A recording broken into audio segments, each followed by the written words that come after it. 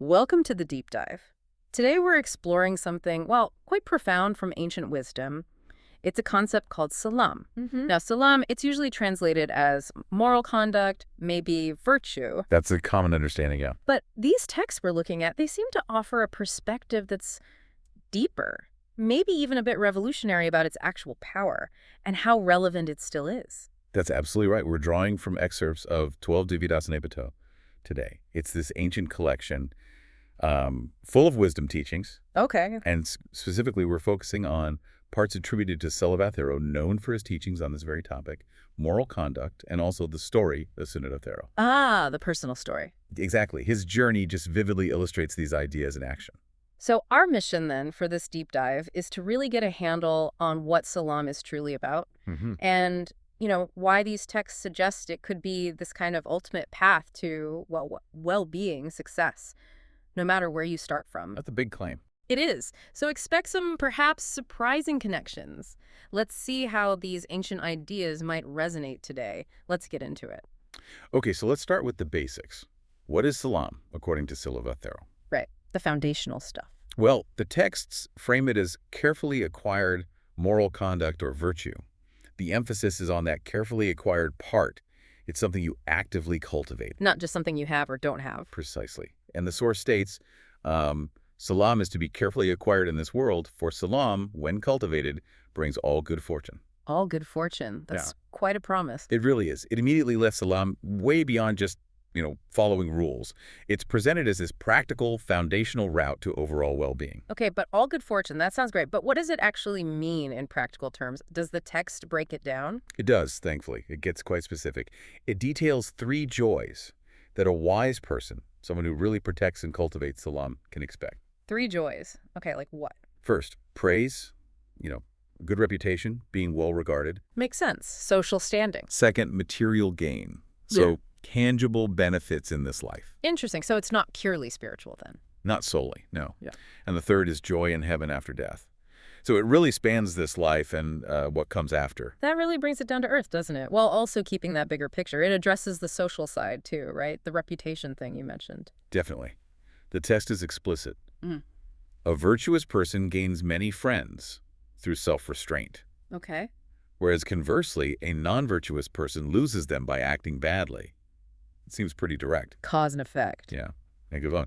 A non-virtuous person receives blame and ill fame, but a virtuous person always gains praise, fame, and good repute. It really makes you think, doesn't it?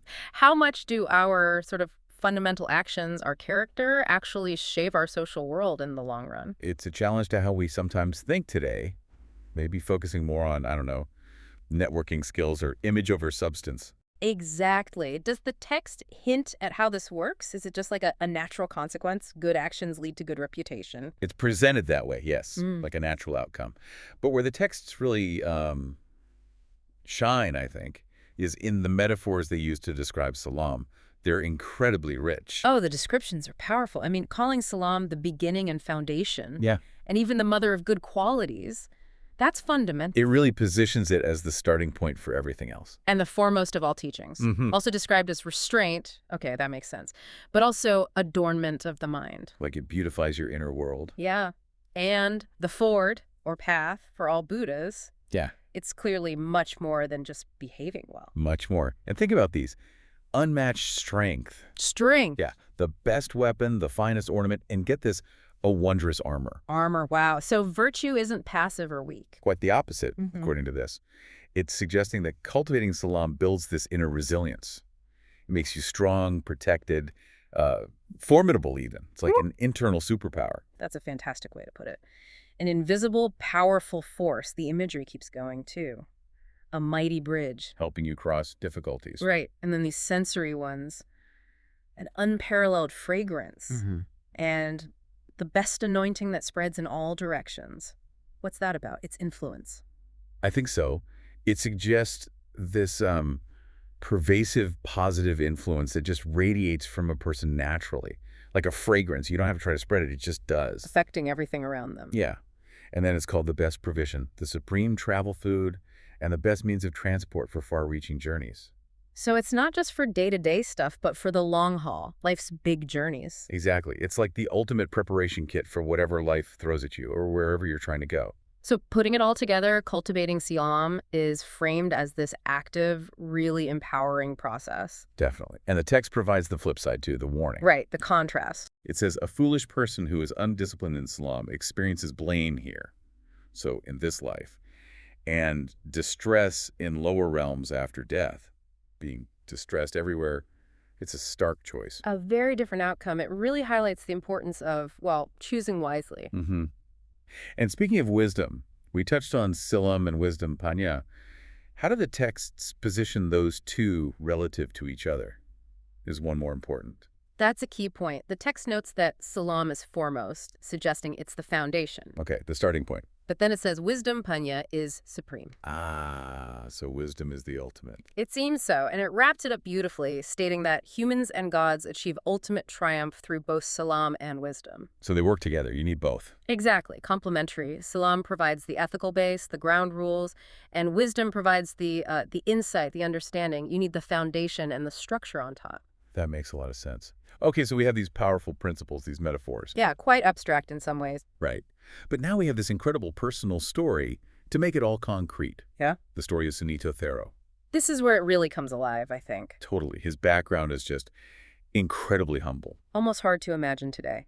Born into a low, poor family. His job, a flower sweeper, basically clearing away discarded flowers. A job considered very lowly. Extremely. He even says he was despised by humans, ridiculed, scorned. He had to adopt this humble demeanor just to get by. So, starting from the absolute bottom rung of society, an outcast, really. Absolutely. What turned things around for him? The turning point was seeing the Buddha, described as the great hero, entering a main city in Magadha with all the monks. Okay. Just seeing him seems to have triggered something profound in Sunīto. What did he do? Immediately, he put down his carrying pole, his basket, everything, and approached the Buddha to pay homage. Just like that. Yeah. And the text makes a point of saying the Buddha, the supreme person, stopped for him. Just stopped. Wow. That act of compassion, stopping for someone considered so low. It's a powerful image, isn't it? Crossing that huge social divide. Definitely. So Sunīto then bowed at the Buddha's feet and just asked for ordination, asked to become a monk. And the Buddha's response? Incredibly simple. The text says the Buddha, described as the one who helps all beings, just said, "Come, monk." Come, monk. That's it. That was it. The text explicitly states that was his full ordination. No ceremony, no background check. Right. Just acceptance. That's radical. It really is. Pure compassion and recognition of potential, perhaps. So Sunīto gets this unbelievable chance. What does he do next? Does he stick with it? He absolutely does. He dedicated himself completely. He describes himself dwelling alone in the forest, untiring, just diligently practicing what the Buddha taught. Alone in the forest, that takes commitment. Huge commitment. Yeah. And the results were, well, extraordinary. What happened? In a single night, he achieved complete enlightenment. The text breaks it down by the watches of the night. Okay. During the first watch, he remembered all his past lives. During the middle watch, his divine eye was purified, basically gaining clairvoyant abilities. Incredible. And then during the last watch of the night, he destroyed darkness, which means he eradicated ignorance, all the mental defilements. Full awakening. All in one night. From flower sweepers to enlightened being. Through dedicated practice, yes. Following the path laid out. It's an astonishing transformation. But did anyone else recognize this? Or was it just his internal experience? Oh, it was recognized, big time. At dawn, as the night ended, two very powerful deities, Indra and Brahmā. Major figures in that cosmology. Exactly. They appear before him and paid homage to him. To the former flower sweeper. To the enlightened Sunīto, yes. They called him a noble person, supreme person, whose defilements are destroyed, and declared him worthy of offerings. From despised to worshipped by gods, that's mind-blowing. It truly is. And the story culminates with the Buddha's reaction. What did the Buddha say? He saw Sunīto meditating there with this assembly of deities around him, paying respect. And the Buddha just smiled. A knowing smile, perhaps? Seems like it. And then he made this profound statement. He declared that one becomes a Brahmā, which means a truly noble one, a holy person not by birth, Crucial point. but through asceticism, a holy life, restraint, and self-control. So tying it directly back to the practice, back to salam and related efforts. Exactly. It completely redefined nobility as an internal achievement, available to anyone willing to walk the path, regardless of their background. True worth comes from within. That perfectly encapsulates the message. So let's bring this together. How does Sunito's journey connect back to those earlier principles of salam for us, listening today? Well, his story is just such a powerful illustration, isn't it? It's living proof of what we discussed earlier about salam. Right. All those metaphors about strength, foundation. Exactly. His transformation from the absolute lowest rung of society, despised and overlooked, to an enlightened being honored by gods. It just showcases the incredible transformative power of virtue. Regardless of birth, status, anything external. Precisely. Yeah. It drives home that message. True nobility, real success in the deepest sense, isn't about where you come from. It's about what you cultivate internally. It's about building your character, your salam, from the inside out. And that's the relevance for you listening now, right? Absolutely. These ancient ideas about salam and thinking of it as a foundation.